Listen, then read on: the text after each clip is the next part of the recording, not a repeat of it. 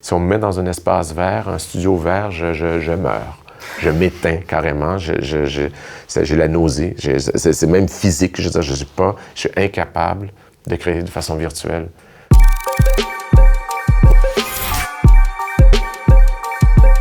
Quand j'écris moi-même, évidemment, je suis déjà dans un espace de mise en scène. Quand c'est écrit par un collaborateur, c'est-à-dire quand je travaille avec quelqu'un d'autre, il y a une étape nécessaire qui va être l'étape du storyboard. C'est là vraiment que dans l'intimité, avec quelqu'un avec qui je dessine depuis presque tous mes films, qui s'appelle Sam Oudeki, je me retrouve dans cet espace où s'articule vraiment la mise en scène de le storyboard. J'aime beaucoup le storyboard parce que justement, surtout pour un film comme celui-ci, dans la fabrication des storyboards, il y a la mise en scène, mais tout aussi le langage visuel du film et tout le design du film. Le design de Blade Runner, c'est fait dans les storyboards. C'est la même chose avec...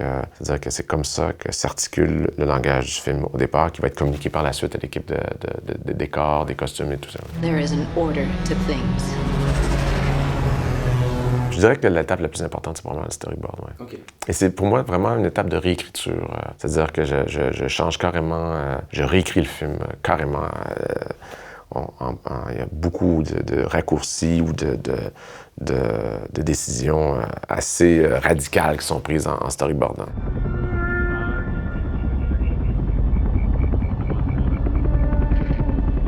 Et souvent, ce qui se passe, c'est que je dessine le film et après ça, on réécrit le film à partir des dessins. Parce que je le faisais pas dans le passé et ça créait plein d'erreurs parce que les gens s'en remettent toujours au scénario. Donc, je dessine, puis après ça, on réécrit le film pour être collé au storyboard.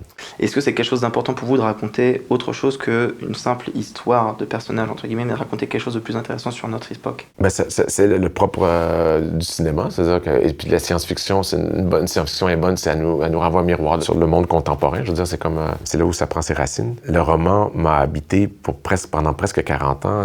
C'est parce qu'il y a justement cette accumulation de choses qui me fascinent, que je trouvais que Frank Herbert avait une façon absolument extrêmement poétique d'apporter certains thèmes, comme par exemple le poids de l'héritage génétique ou familial, de l'éducation. Comment devenir adulte avec ce poids-là? Comment se défaire de ces fantômes du passé qui dirigent notre subconscient? Puis c'est tout ça, son rapport au féminisme aussi, que je trouvais qu'il était vraiment intéressant dans le roman. Bon, évidemment, le rapport à l'écologie, mais toute cette exploration de la religion aussi.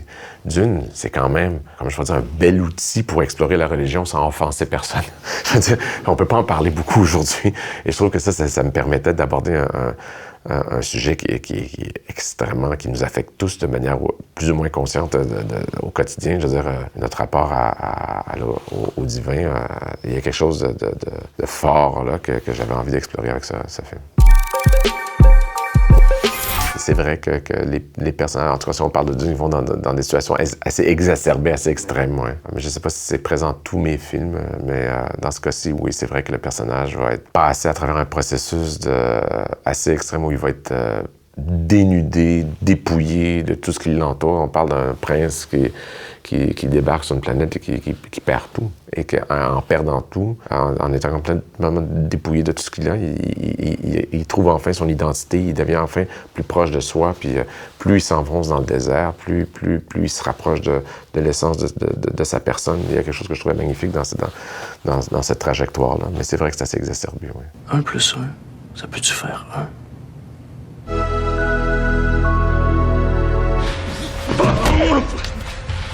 J'aime beaucoup les histoires qui mettent en relief l'intime, le social et le politique. C'est-à-dire quand il y a plusieurs strates qui s'accumulent comme ça, puis pour moi, c'est les films que j'aime, les films préférés sont comme ça, puis je suis attiré par ce genre de projet. Je veux dire, j'essaie de tendre vers ça. Est-ce que je réussis? Ça, je sais pas, mais c'est ce qui m'attire, oui.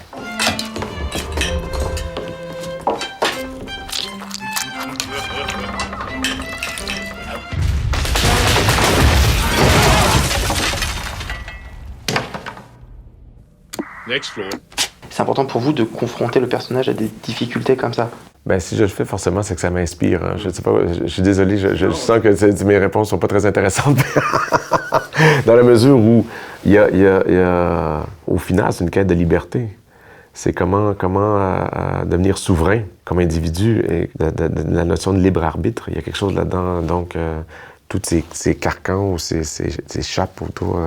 Il y a peut-être ça, oui, cette espèce de... Est-ce que c'est la trajectoire de Paul qui, comme on le regarde, va trouver réconfort dans une culture qui est autre. Ça, c'est une idée que j'aimais beaucoup dans le roman aussi, c'est-à-dire qu'il va survivre parce qu'il va avoir eu la curiosité nécessaire, puis s'intéresser à une autre culture de façon intensive. Il va réussir à survivre dans un nouvel environnement. Il va avoir la capacité, une grande capacité d'adaptation. Mais il va effectivement réussir à s'affranchir de toutes ces institutions, comme vous dites. Je l'avais jamais vu comme ça, mais oui, effectivement, c'est vrai. C'est fondamental dans mon parcours. Et c'est curieux parce que dans la mesure où je suis quelqu'un qui dès que j'ai mis les pieds dans le documentaire, j'ai essayé de le fuir. J'ai commencé à faire quelques films documentaires et j'ai arrêté. J'ai voulu aller faire de la fiction tout de suite. J'ai pas voulu être identifié comme un cinéaste documentaire. J'ai pas voulu poursuivre dans le documentaire.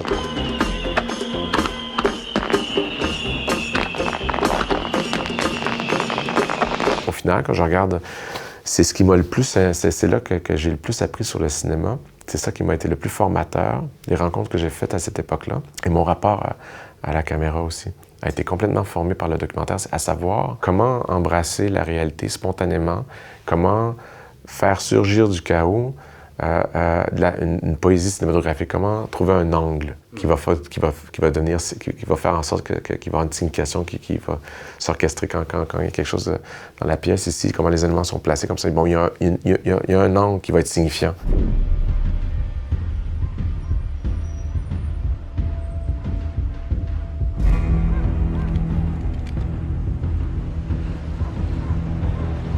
Puis cet angle-là, qui vient dans un contexte imposé par la réalité et qu'il faut aller chercher. Ça, ce rapport-là, ça a complètement bouleversé ma façon d'approcher le cinéma à l'époque. Et ça, aujourd'hui encore, fait en sorte que quand j'ai tout préparé, même sur un film de plusieurs dizaines de millions, avec 800 personnes qui attendent que je prenne ma décision, il y a ce rapport-là, cette liberté-là du moment, de l'instant, est fondamental pour moi. Et c'est pour ça que j'essaie de le protéger le plus possible. C'est pour ça aussi que j'insiste pour qu'on travaille le plus possible dans le réel, c'est-à-dire qu'avec des vrais décors ou dans des vrais... C'est pas un caprice, c'est que c'est comme ça que je suis inspiré, c'est comme ça que je travaille, c'est comme ça que je sens que je peux commencer à créer du cinéma. Si on me met dans un espace vert, un studio vert, je meurs. Je m'éteins carrément, j'ai la nausée, c'est même physique, je suis incapable de créer de façon virtuelle. Donc, si le cinéma devient complètement virtuel, je sais pas, peut-être du dessin animé, mais je juge pas les autres qui sont capables de faire ça. Je veux dire, il y a plein de formes de cinéma, il y a des cinéastes qui font des beaux films de cette façon-là, mais moi, je suis incapable. Je trouve ça génial, en fait, que vous ayez un film comme Dune qui vaut peut-être 150 millions de dollars et vous ayez cette pratique encore maintenant pour Dune. Vous avez jamais travesti, en fait, ça. Et d'un côté, il peut y avoir des fonds verts à Hollywood avec 10 000 plans de caméra, enfin 10 caméras pour filmer la même séquence. Et vous venez avec une seule caméra avec cette idée de trouver l'angle parfait, quoi. Oui, puis c'est quelque chose qu'il faut, encore une fois, quand j'arrive au studio, il dit « Bon, vous voulez combien de caméras? » Puis moi et Greg Fraser, on dit « Une. » Ah non, mais là, on a des bras, puis ça va être chouette. Puis là, j'ai accès à tous les gadgets. Je peux avoir ce que... Mais non, c'est que à chaque fois, et c'est ça que j'adorais aussi travailler avec Deakins, c'est qu'il pense de la même façon, c'est qu'il y a... Et à chaque fois que j'ai mis une seconde caméra, je me souviens une fois, on avait filmé une scène pour des raisons techniques, on avait dû mettre 2 caméras parallèles. Mais là, je parle des 2 Madbox étaient collés. Et il y a une caméra qui a le bon angle et l'autre qui est à quelques millimètres à côté. Il est pas bon. C'est fou. C'est-à-dire et encore une fois, il y a des cinéastes qui sont capables de travailler avec 14 caméras, comme Ridley Scott, qui est capable et il fait des films absolument excellents, et je respecte complètement ça.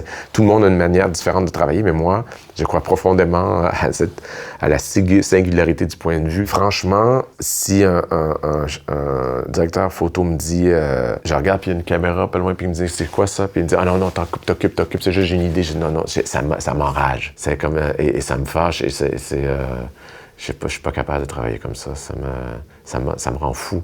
Et est-ce que justement, par rapport à votre directeur photo, à quel point vous savez intuitivement quelle focale vous allez utiliser pour tel plan, enfin, votre directeur photo, par rapport à Dune, justement, disait que c'est un peu niche peut-être, mais entre 32 et 35, il y a un monde entre 3 mm et c'est...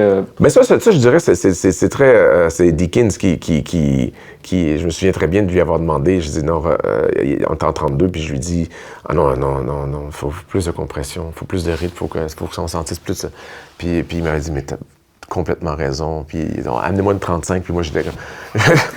je pensais qu'on allait vers 60 ou 75 ou quelque chose d'un peu plus quand même. Puis encore là, c'est le rapport à la lentille, c'est quelque chose qui... ça fait partie du langage et c'est quelque chose qui se négocie avec le directeur photo. C'est-à-dire qu'on a une complicité qui se développe. Et très rapidement, souvent, on utilise un ou deux objectifs, 2-3 objectifs qui deviennent les objectifs principaux qui vont être utilisés pour un film parce que c'est comme ça que...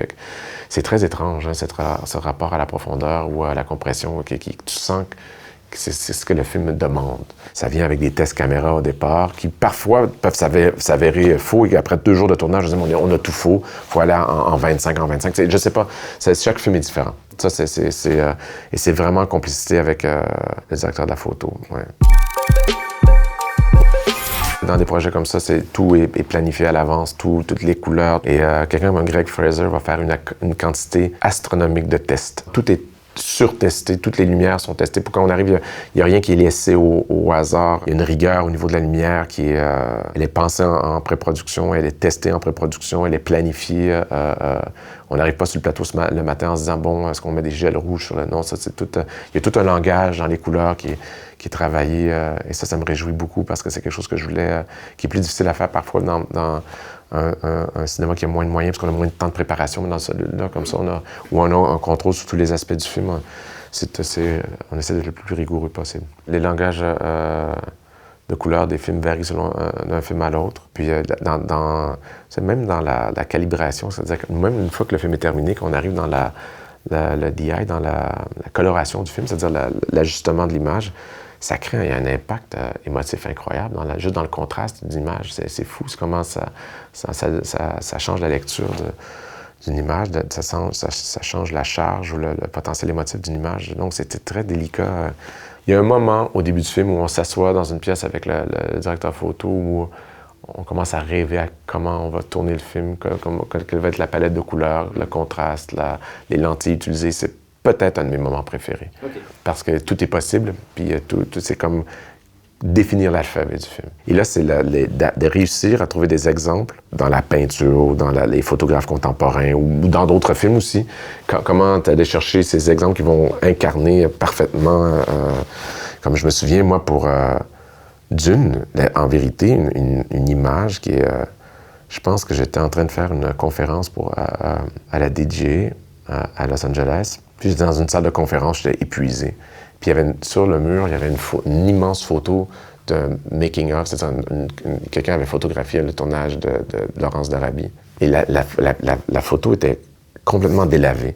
Elle était les noirs étaient encore présents, mais il y avait quelque chose dans le reste de l'image qui était comme désaturé. Et ça m'a rappelé les films que je voyais enfant. Moi, les westerns, quand je regardais à la télévision, c'était un téléciné. Je sais pas si vous me dites, les couleurs étaient...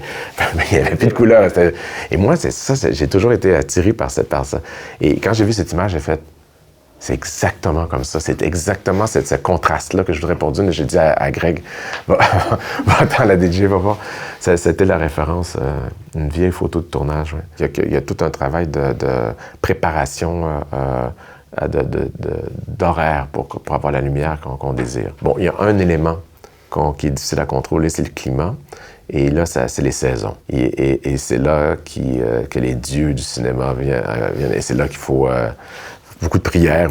Moi, par exemple, pour la Jordanie, pour le désert, je voulais que les ciels soient violents. Je voulais que les ciels, que la nature soit brutale, qu'on sente la puissance et que je voulais pas qu'on tombe, qu'on s'éloigne le plus possible de la carte postale, qu'on soit pas dans un désert. Je voulais avoir comme un désert dur et qui se rapprochait justement des images délavées que j'avais dans l'esprit. Et pour ça, il fallait tourner dans une certaine période de temps en Jordanie. C'est un souhait. On essaie, mais on a été chanceux, on l'a eu, mais il y a une part de chance avec la nature aussi.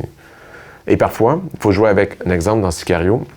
On n'a jamais planifié, Roger Deakins et moi, qu'on allait tourner pendant la période de la mousson dans le désert, qu'il allait avoir ces ciels incroyables. C'était pas, la vérité, c'est qu'on a vu et on a compris que ça serait comme ça tous les jours. Et on s'est dit, mais ça a changé notre manière de cadrer, ça a changé notre manière il y avait quelque chose donc, faut s'ajuster. Ça vient du documentaire aussi. C'est-à-dire, moi, j'ai été habitué à tourner au Québec où, je me souviens très bien, je vais donner un exemple, je tourne Incendie, il y a une scène de la piscine, tout le storyboard, toute la scène est orchestrée sur la brutalité du soleil. Comment les personnages, dans la piscine, il va y avoir quelque chose de cru, comme quelque chose qui va mettre en l'emphase sur cette découverte incroyable que un des personnages principaux, la mère, va découvrir, retrouver son fils qu'elle avait perdu, puis je voulais qu'il y ait quelque chose comme dans le désert. Et le jour où on est arrivé pour tourner la scène, il pleuvait et il faisait froid, et tous mes comédiens gelaient dans la piscine. Et au Québec, j'ai pas le choix de tourner. C'est pas négociable, je peux pas revenir, ça va être ça. C'est 4 ans de rêve qui viennent de s'effondrer en 3 minutes. Il faut que je réajuste mon esprit.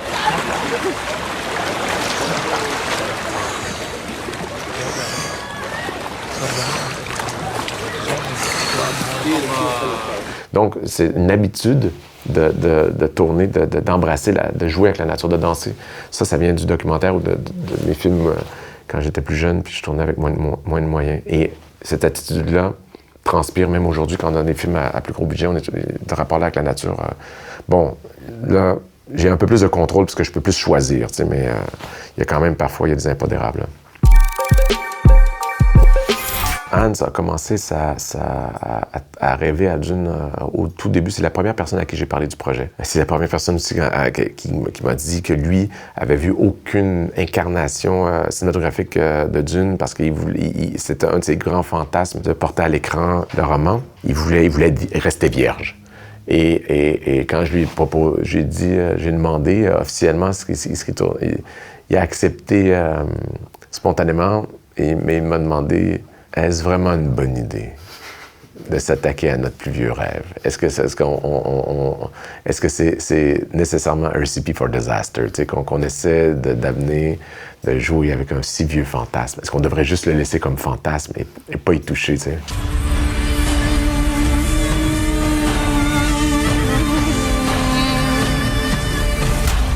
C'est une peur avec laquelle j'ai eu à négocier tout au long, de ne pas être à la hauteur du rêve. Et Hans, on s'est entendu dès le départ sur la féminité de la musique, qu'on devrait sentir une force féminine dans la musique, et que lui était excité à l'idée d'essayer de développer un nouveau langage, une musique qui allait venir d'ailleurs, c'est-à-dire vraiment d'un autre temps, d'un autre espace. Il disait: je ne veux pas entendre des violons ou des corps français. Je disais: je vais essayer de développer un son et des rythmes que j'ai jamais entendu avant. Ça a été très touchant pour moi de voir cet artiste qui a tout fait, je veux dire, de cette expérience-là, et de le voir essayer de se mettre dans une position de danger, essayer de se mettre en position d'inconfort, il a vraiment essayé de sortir de sa zone de confort. Et il était nerveux, il était vulnérable, il était fébrile, et je l'ai vu, il est devenu fou un peu, il s'est mis à fabriquer des instruments, il s'est mis à